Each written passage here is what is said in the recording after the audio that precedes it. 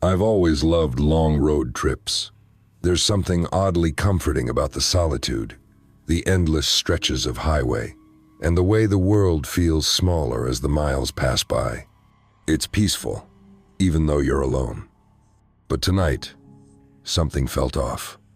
I was nearing the halfway point of my 15-hour drive, and the fatigue was starting to catch up with me. The clock read 2 a.m., and the road ahead seemed to stretch on endlessly into the black void of night.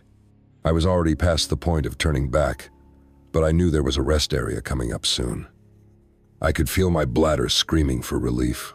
The empty road was quiet, the kind of eerie silence you only get when everyone else is asleep. I hadn't seen another car in over an hour. When I saw the sign for the rest area, I was relieved. I swerved off the highway and into the small, dimly lit parking lot. There was one other car parked, far off in the corner. It looked like it hadn't been moved in a while. I parked close to the restroom and got out, stretching my stiff legs. The night air was cold, but I welcomed it. As I walked toward the bathroom, I noticed the other car more closely. The windows were heavily tinted.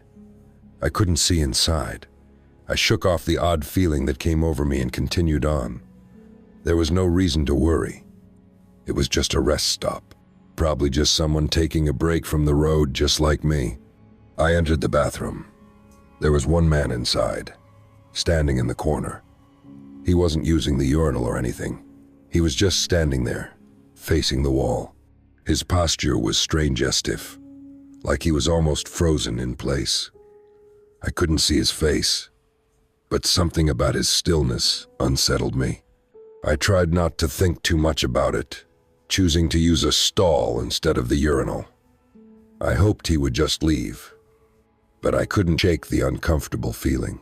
As I sat in the stall, I heard his footsteps shuffle closer. I tried to focus on anything else, but the sense that something wasn't right grew stronger. I finished quickly, flushed, and left the stall, eager to get out of there. And then I saw him. He had turned around, and his face was just wrong. His eyes were hollow, almost like he didn't have any life in them. He didn't say anything. He just stood there, staring at me with that lifeless gaze. A chill ran down my spine. I didn't know what to do. My heart was racing, and I suddenly felt trapped. I didn't want to make a scene, but I couldn't ignore how wrong this all felt. I quickly walked past him, not daring to make eye contact, and bolted for the door. I could feel his gaze on my back as I stepped out, and when I looked back after getting into my car, I saw him again still standing by the entrance, watching me. I threw the car in gear and sped out of the parking lot. My hands gripped the wheel so tightly my knuckles turned white. I looked into the rearview mirror, half expecting to see him following me, but he wasn't there. For a brief moment, I thought I had gotten away, but the unease stayed with me. I still had a long way to go, and I was exhausted. I needed another stop, but myself to go back to that place. I kept driving, trying to shake the feeling that I wasn't alone. It wasn't until I reached another rest area that I allowed myself to pull over again. It was smaller than the first one, and the parking lot was almost completely empty. There was only one other car parked at the far end. I made a beeline for the restroom, not bothering to look around. As soon as I stepped inside, I felt the same unease creep up again. There was no one in the bathroom, and for a moment, I thought maybe I could relax. But then, I heard footsteps. Someone had entered. I froze. The bathroom was small, and I could see the shadow of feet outside my stall. I thought maybe I was just being paranoid. Maybe it was just another person stopping for a break. But as I peered through the gap at the bottom of the stall, I saw something that made my heart stop. It was him. The same man from the first rest area. He wasn't doing anything, just standing there, his back facing me. I felt trapped, unable to move. My mind raced for a plan, for something, anything. to make the situation less terrifying. I couldn't sit there, waiting for him to do whatever he planned to do next. I quickly pulled out my phone and dialed 911, the operator picking up on the first ring. My voice was shaky, but I managed to explain the situation. "I'm being followed by a man," I said. "He's in the bathroom with me, and I think he's trying to get into my stall." I kept my voice as steady as I could, trying to avoid giving away the panic bubbling inside me. I stayed in the stall watching his feet, waiting for any movement. And then I saw him turn and walk out. He didn't say a word, didn't make a sound. He just left, as though nothing had happened. The operator assured me help was on the way, but I didn't feel safe. I waited a few more minutes before cautiously stepping out of the stall. I could see the officer now, standing by the door, looking concerned. I told him everything about the first rest area, how I'd seen the man again, and how I was sure he was following me. The officer checked my car in the surrounding area. There was no sign of anyone, but I wasn't convinced it was over. As I left the bathroom, I looked around, trying to shake the feeling that someone was watching me. There were other cars, other people at the rest area now, but none of them felt like strangers. Not anymore. I kept driving, trying to put the incident behind me. But the road felt different now, longer, colder, and more isolated than ever. I had a strange sense of déjà vu, like I was driving towards something I couldn't see, something that had been following me, waiting for the right moment to reveal itself. As I continued down the highway, the weight of what had just happened pressed heavily on my chest. I couldn't stop thinking about that man, the hollow look in his eyes, the way he just stood there, staring at me, without any hint of emotion. It felt as if he had no intention of doing anything, but that silence was its own kind of threat. It was like he had a plan, and I was just a part of Eton's unimportant part, just a fleeting detail. The miles passed by, but I couldn't shake the sense of dread. It was like a shadow following me, lurking just out of sight. Every time a car passed me, I'd glance over, wondering if the man was inside it, watching me from the other side of the window. Every time I saw a truck on the road, I'd tense up, thinking it might pull into a rest stop I was approaching. But each time I pulled into a new stop, there was nothing, no sign of him. By the time I reached the next city, the anxiety was overwhelming. I knew I had to stop. I couldn't keep driving without resting. My eyes were starting to feel heavy, and I could feel my mind starting to play tricks on me. The thought of pulling into another rest area made my stomach turn, but there was no choice. I needed to refuel, physically and mentally. I pulled into the next large rest area I saw. This one had a couple of fast food chains and a large parking lot. There were more cars than usual, more trucks, and more people. I thought it would be safer, being surrounded by more people. But even as I stepped out of the car, the unsettling feeling lingered. As I walked into the fast food restaurant, the fluorescent lights felt too bright. The sound of the bustling customers made everything seem unnervingly loud, like the world had suddenly become overwhelming. I tried to shake off the feeling, ordered some food, and found a corner to sit. My hands trembled slightly as I unwrapped the burger, trying to force myself to eat. The food didn't taste right. I couldn't focus on anything but the thought of that man. Was he still following me? Was he out there, somewhere in the crowd? I glanced around the restaurant. No sign of him. I tried to relax, but my nerves were frayed. The minutes ticked by, and I knew I had to go. I needed to leave. The last thing I wanted was to see that man again. But when I stepped outside and walked back to my car, something stopped me. A car, parked a few spaces away from mine, had its headlights on. I didn't think much of it at first. It could have been anyone, just someone starting their car after a long stop. But as I got closer to my own car, I froze. It was a black SUV, the same black SUV that had been parked at the rest area earlier that night. My heart skipped a beat. I hadn't seen that car pull in, but here it was, parked in the same area. The windows were tinted, but I could feel my pulse pounding in my ears. I took a deep breath, trying to steady myself, but I knew something was wrong. Glanced at the SUV again, but the driver's side door opened. A figure stepped out. My stomach dropped. It was him. I didn't waste a second. I rushed to my car, fumbling with my keys in a panic. I finally unlocked the door, jumped inside, and locked it behind me.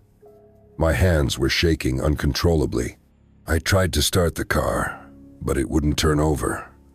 The engine sputtered but didn't start. I heard footsteps coming toward my car. The sound was slow, deliberate, and I knew it wasn't just coincidence. He was walking directly to me. I slammed my hand down on the steering wheel and tried the ignition again. This time, the engine roared to life, and I slammed the car into reverse, backing up so quickly that I almost hit the vehicle behind me. But as I looked back in the rearview mirror, my blood ran cold. The man was still walking, but now he was in the middle of the parking lot, his face pressed against the windshield of a nearby car. He wasn't even looking at me anymore. It was like he didn't care where I went, just that I was there, just that I was in his reach. I drove as fast as I could, ignoring the speed limit signs, but I couldn't shake the feeling that he was watching me, that he was still somehow close. I was convinced that he was tracking me, that he knew where I was going. The next few hours were a blur. I kept checking the mirrors, hoping for the best, but the dread didn't leave. I finally reached my destination, an old small motel on the outskirts of the city. The neon sign flickered as I pulled into the lot, and I felt a wave of relief flood over me. I parked and went inside to check in. The woman behind the counter greeted me with a tired smile, but I could tell she was used to dealing with late-night travelers. I rented a room and went straight to it, locking the door behind me as soon as I entered. I took a long shower, trying to wash away the tension in my body, but it didn't help. The whole time I couldn't stop thinking about that man. I didn't want to believe it, but I was almost sure he'd followed me all the way here. Maybe he hadn't seen me check into the motel, but I couldn't shake the feeling that he was close. As I settled into bed, I turned off the lights. The room was silent, the only sound the faint hum of the air conditioner. I closed my eyes, but sleep wouldn't come. Every shadow in the room seemed to move. Every creak of the building made my heart race. I kept thinking I heard footsteps outside the door. Eventually, exhaustion took over, and I drifted into a fitful sleep, but it was far from peaceful. I woke up in the middle of the night to a knock on the door. I froze. The knock was slow, deliberate 3 short raps on the door, then a pause, then another 3 raps. My heart leaped into my throat. Who would knock on my door at this hour? I didn't move at first, thinking it might be a mistake, that maybe someone had gotten lost or knocked on the wrong room. But the longer I did, the more the sound seemed to grow louder in my mind. There was something unsettling about the rhythm of the knocks, like it was deliberate, like it was a warning. I reached over and grabbed my phone from the nightstand, my fingers trembling as I unlocked the screen. There was no missed call or message, no sign of anyone needing help. My mind immediately began to race. Was it him? Was the man from the rest area here? Had he found me? The knock came again, this time louder. I felt my breath catch in my chest, my heart hammering in my ears. I wasn't sure what to do. I could feel my hands start to sweat. My first instinct was to stay silent, to pretend I wasn't in the room. But that didn't feel right either. If it was him, hiding wouldn't work. I slid out of bed and stood silently for a moment, my mind screaming at me to just leave, to run out of the room and get away before it was too late. But my feet were frozen. I couldn't move. Then, I heard the sound of a door opening in the hallway. It was faint, but unmistakable, the soft creak of wood or metal. Then the faint sound of footsteps moving down the corridor. I waited, straining my ears, wondering if the footsteps were getting closer to my room. I didn't want to risk it. I quickly moved toward the window and peeked through the blinds, hoping to see something that would tell me who was outside. The parking lot was dimly lit, but I could see a few cars scattered around. The lot was mostly empty, save for a couple of vehicles. Nothing unusual. But then I saw something movement. A figure, standing by the far end of the lot, near the shadows. The figure was facing away from me, but something about the posture, the stillness, sent a chill crawling down my spine. My breath caught in my throat as I recognized the shape. It was the man from the rest area. I stumbled backward from the window, my heart pounding in my chest. I couldn't believe it. He had followed me here. How did he know where I was staying? How had he found me? The knocks on the door started again, more urgent this time. I jumped at each sound, my mind screaming at me to do something. I grabbed my phone and dialed 911, holding it to my ear. I didn't wait for an answer before I whispered, "I think someone's outside my room. He's been following me all night. I don't know what to do." The dispatcher answered immediately, their voice calm but urgent. "Stay on the line, sir. We've sent an officer to your location. Stay inside and lock the door." I barely registered the words as I pressed myself against the wall, away from the door and window. I didn't want to be seen. The seconds felt like hours, and every small noise outside made my heart race. The knocking stopped for a few minutes, and I dared to believe that maybe the man had left. Maybe I was just overreacting. But then I heard it again, a soft scrape against the door, followed by another knock. This time, it was different. It wasn't a simple knock. It was a heavy thud, like someone was trying to force their way in. I could feel my breath coming in short, frantic bursts. I could hear my pulse in my ears. The room seemed smaller, the walls pressing in. What was I supposed to do? I was trapped. I slowly backed away from the door, looking around the room. There had to be something I could use, as a weapon, anything, to defend myself. I grabbed the lamp on the nightstand and held it tightly, my fingers gripping the base. The knock came again, louder this time, and then silence. I waited, holding my breath, listening intently. The silence dragged on. My mind was on edge, but I couldn't hear anything. It was as though the man had simply vanished. I waited a few more minutes before cautiously approaching the door, trying to peek through the peephole without making a sound. I didn't see anyone standing outside. For a moment, I almost thought it was over, that I had somehow imagined the whole thing. But just as I began to breathe a little easier, the unmistakable sound of footsteps echoed down the hall again. They were slow, deliberate, and close. Someone was coming. The footsteps stopped right in front of my door. I didn't wait. I ran to the bed, grabbed my phone, and dialed 911 again. My voice cracked as I whispered, "Please, someone is out there. I don't know what to do. Please help me." The dispatcher assured me help was on the way, but I knew it could take too long. What if the man was already inside? What if he had a way in? I was barely holding it together. My entire body trembled with fear, and my heart felt like it might burst from my chest. Every muscle in my body was tight with terror, and all I could do was wait for the police, wait for whatever was going to happen next.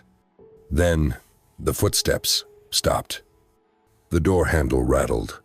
I jumped back, dropping my phone to the floor. I was frozen, terrified, knowing that in the next few seconds, something could happen. The sound of the handle rattling again was followed by a soft whisper. "Let me in." It was him. I didn't move. I didn't know what to do.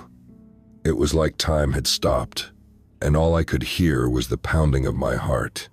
The door handle rattled one last time. Then, nothing. As the silence stretched on, I dared not move. My breath was shallow, my body still. I didn't hear any more footsteps. I didn't hear anything at all. Maybe he had left. Maybe he hadn't. All I knew was that I couldn't stay here any longer. The fear was suffocating, the unknown terrifying. The knock never came again, but I didn't sleep that night. And I would never forget that feeling, that sense of being watched, hunted, followed. Was it truly over, or had it only just begun?